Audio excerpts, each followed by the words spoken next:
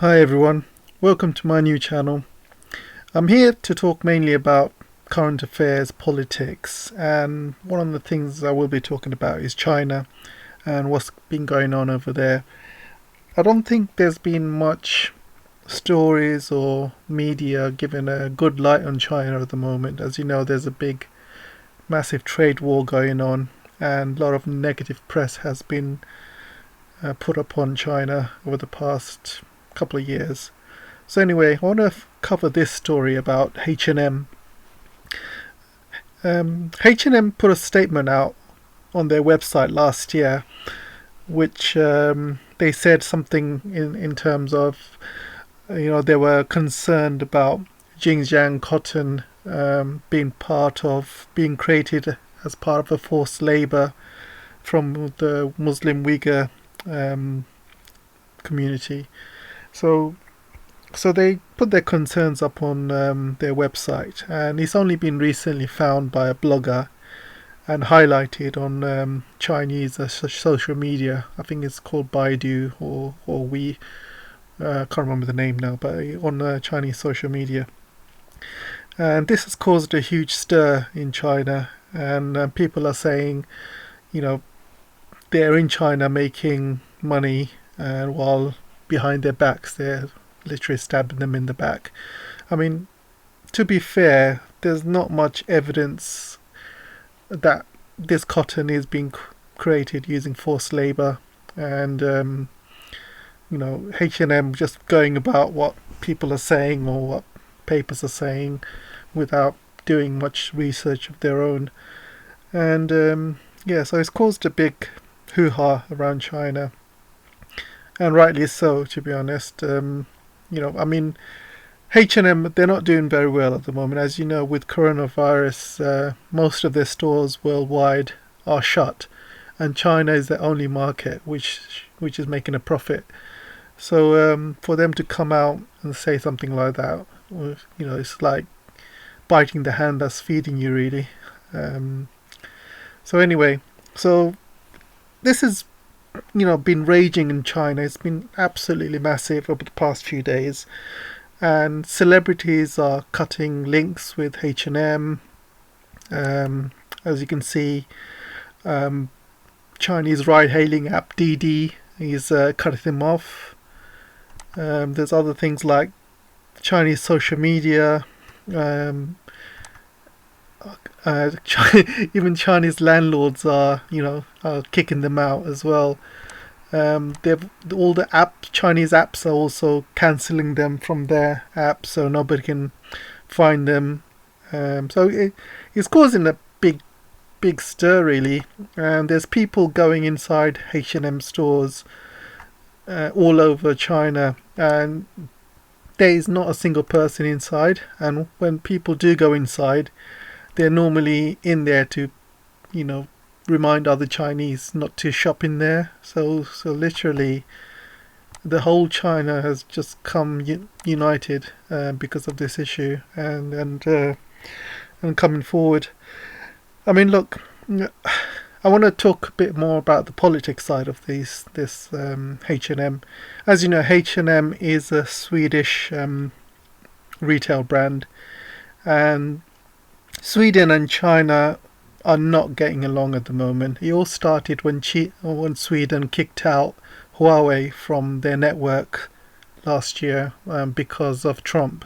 Trump, gave a few European countries a lot of pressure, and Britain as well as Sweden kicked out Huawei against China's wishes.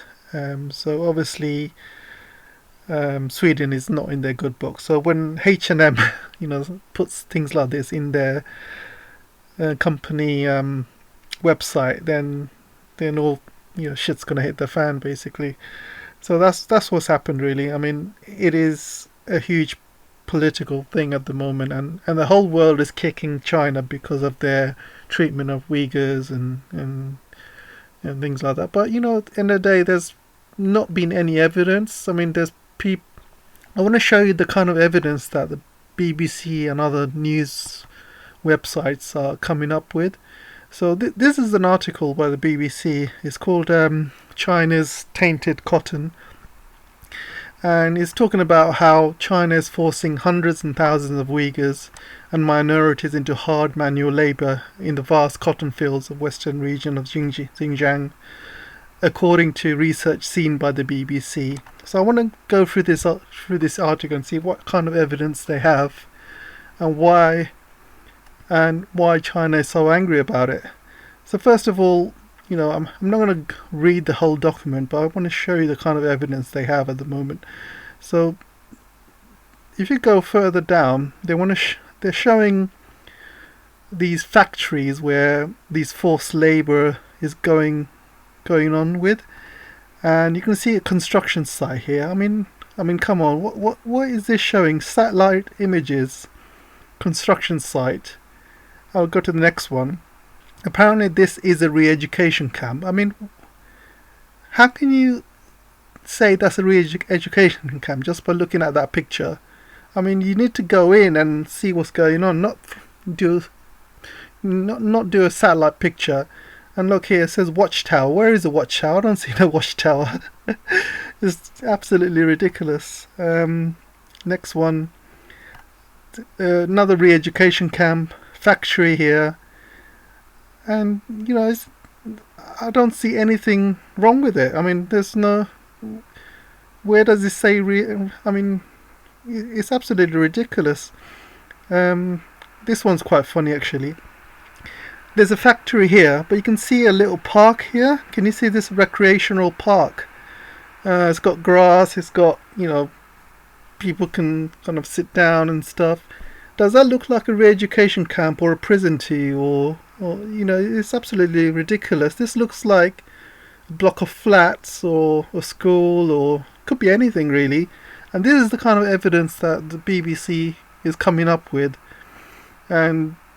And he says here, when the BBC tried to visit, a number of unmarked cars followed us as we filmed the perimeter of the complex.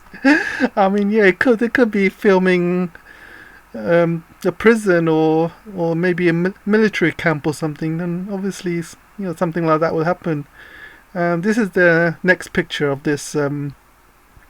Looks like, I'm not sure. Could be anything really. Could be a college. Could be a school. Could be a prison. But, where is the evidence? I don't see any evidence there. Look, they just... I mean, come on, what is this? This is ridiculous.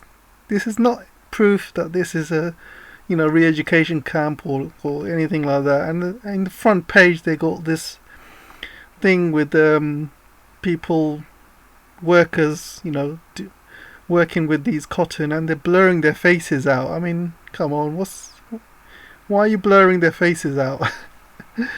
It's absolutely ridiculous. Anyway, I wouldn't be surprised if the government pushed this behavior as well, because for China to be doing stuff like this is showing that the Chinese people are 100% behind the government, and they will not tolerate lies and this kind of behavior from Western companies who are going into China to make money.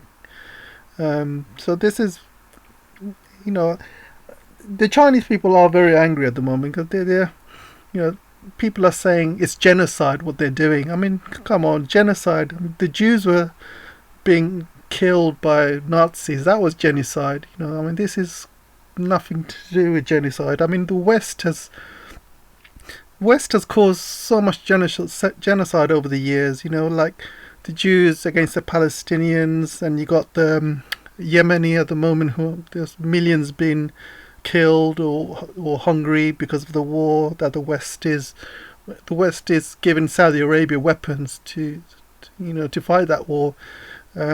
Syria, the amount of bombings that's killing thousands of innocent people, and people are dying because of hunger and sanctions and no food, and don't forget the millions of Iraqis. And the West do not give a shit about Muslims or anybody else except themselves. Okay, for them to say, "Oh, we care about the Uyghurs," it's bullshit. They don't give a shit about any Muslims. They've been killing millions and millions of Muslims around the world over the years. And Do they give a shit? What about the millions of Iraqis they've killed? What about the thousands of Palestinians, Syrians, Yemeni? There's the real genocide is happening in the Middle East, and what they're saying now is it's just political. It's because of this stupid trade war, and America is looking to destabilize China. So they're coming up with this shit, so they can destabilize the country and get the Uyghurs to rise up against China and cause some sort of a civil war. But it's not going to happen. It's not going to happen. They don't understand China. They don't understand the Chinese people. So all they're doing is just, people can see right through it. They can't be. You can't fool Muslims. You can't fool the world. But they're trying their best. The media is trying to paint a completely wrong picture and a completely fabricated picture about this. But yeah, so this is what's happening at the moment, and I'm going to be putting some other videos about about mainly the sanctions with the UK, and as well as other lies about that are coming out of the media. But yeah, I hope you enjoyed. Make sure you subscribe and like and share with your colleagues. Okay, thank you, and I'll see you in the next video.